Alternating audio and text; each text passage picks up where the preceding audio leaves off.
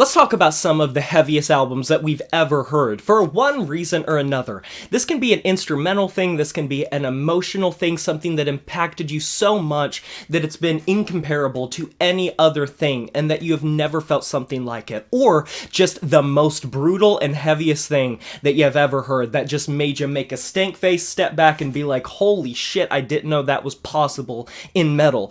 I compiled a list that I'm going to go through gunshot style of some of the heaviest records that I know that you guys can check out, and you can let me know your opinions of them, as well as, you know how this works, post in the comment section below the heaviest albums for whatever reason that you have ever heard. But one thing that I wanted to do is I didn't want to give myself a cheap way out and just include really underground fucking noise grind death piss fuck music that like is obviously going to be super heavy because that's the point, that has like 5 monthly listeners, which no diss to that, no shade to that, but I wanted to do some records that are at least a little bit more well-known, or from bands that are established and really did something while also maintaining a fan base associated with that. Without further ado, I have my list here, and I'm going to start with Cryptopsy's None So Vile. It is insane that after all these years, there are very few death metal bands from that era that rivaled the heaviness, the buzzsaw, the riff writing of this Cryptopsy record. Cryptopsy was always great at brutal death metal and tech death and that sort of thing, but this record just has stood the test of time in such a good way, and the fact that even through its brutality, it's still one of the best and most well-known death metal records, I think that's awesome. Moving on from there, The Whole of the Law by Anal Nathrak. I had to put Anal Nathrak somewhere here. If you want to hear something that is like blackened grindcore mixed with industrial music that goes at a frivolous pace that is relentless and just this endless twisting labyrinth of noise and distortion and heaviness and clings and clangs, it is insane. And this is my favorite Anal Nathrak record, so I just wanted to shout that out. And off the top of my head, one band that I did not include here that I probably should have is Revenge. If you're into war metal, I think that any of their records just are insanely heavy. Mental Cruelty is a hill to die upon. I was kind of torn if I was going to include something from like Lorna Shore or something, but I feel like less people know of Mental Cruelty, and when it comes to the heaviest production for that symphonic black and deathcore style, I think that Mental Cruelty fucking ace it, and I found them out through Count Blagrath of all people, and you should know that he does not really like deathcore music or metalcore music, and he gave this a massive stamp of approval, so that should tell you something if Count Blagrath liked it. Moving on from there, Pharmacist with medical renditions of grinding decomposition. Pharmacist it's a Japanese gore grind band that just embody the hellish, distorted, it's one of the best produced gore grind records I have ever heard in my entire fucking life, but they don't sacrifice any sort of heaviness for that, and it doesn't sound mechanical or engineered. It still somehow comes out the other side sounding so organic, but the sheer weight of this thing is just massive. And moving on from there, this might be a little surprising, but I'm gonna say Vulgar Display of Power by Pantera. Kind of like Cryptopsy, after so long, when I first heard Vulgar Display of Power, I was like, you can make metal that sounds this way. Like, this was one of my introductions to like heavier, more extreme forms of metal, and you know, tracks like fucking Hostile or Walk or A New Level, they just embody this simplicity and this buff, gruff exterior.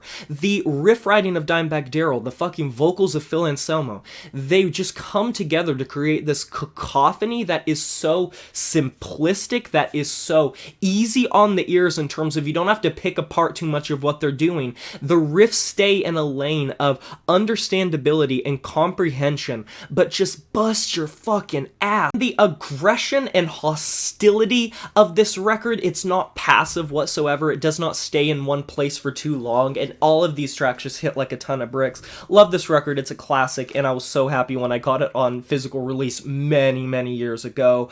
Great memories with that record, and you could include a lot of Pantera records here with that. Like, honestly, like a lot of Pantera records kind of fit that, like Far Beyond Driven could have been here, but I digress. Skinless with Trample the Weak, Hurdle the Dead is next, and this is kind of surprising because there are a lot of brutal death metal bands that are really fucking heavy. Like, I almost included something from Dying Fetus, but the first time I heard the Skinless record, it blew me away with how shrill and buzzsaw and fucking brittle the guitar work on this thing is. It's so shredding and metallic and constant. It's been very rare for me to hear a death metal band that has successfully made riff writing sound this ferocious and tenacious and just going for the jugular, maybe the band Ruin would be up there, or like I said, Dying Fetus, but yeah. Primitive Man Caustic. One of my favorite records, period. This is a doom metal record for the ages. The sludgy murkiness of this record, it locks you in quagmire. If there was ever a record that was the musical equivalent of just getting stuck in quagmire or quicksand and just slowly being sunk down into the abyss, I've said before, the weight this record puts on your chest and how it makes you feel like you are sucking in air and desperately trying to like fucking cling to life. Like, that sounds melodramatic, but I promise you, if you crank this bad boy up all the way and listen all the way through, it is this despondent, desolate hellscape of music that I was blown away the first time I heard it. It makes you come away feeling so almost like hopeless and like depressive almost, even though that's not even what it's necessarily about. But yeah, Last Days of Humanity, one of the best, if not the best, gore grind records ever released, and that's no diss to a band like Carcass or anything, but this record has a specific drum sound that gore grind bands have been trying to perfect for decades and have absolutely failed to. I think Last Days of Humanity had the tin can snare and the massive sort of percussion sound of gore grind that I personally love. It's one of those records that are so good that once you hear it, you compare so many other records to it, and you have this new standard because it sets the bar so high that it like ruins other records. It makes you sit back and it's like, well, this isn't just Last Days of Humanity. And considering you can see how many bands have tried to sound like this record and have tried to copy this style, it's made me look for percussion in gore grind records that are similar to it.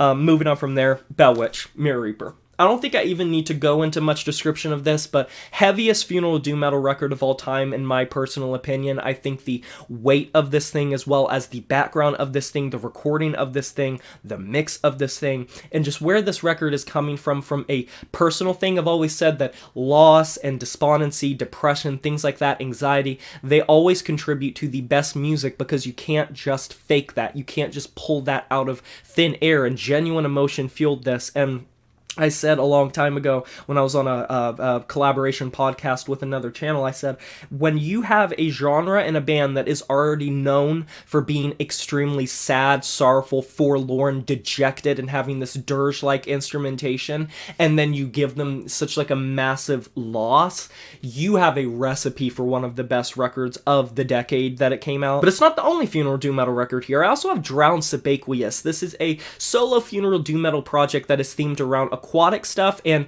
I've never heard a record just embody its theme so perfectly, but also so subtly to where it doesn't just consume everything about it. And I love the sound of this, kind of similar to Mirror Reaper. I think this has just a wonderful mix to it, and obviously it's coming from a much different department than Mirror Reaper does. But if you want an awesome funeral doom metal record that you probably have never heard of from a project you probably never heard of, check this out. With that being said, what are your guys' opinions of these records, as well as your heaviest records you've ever heard? You can let me know down in the comment section below. I can't wait to hear it.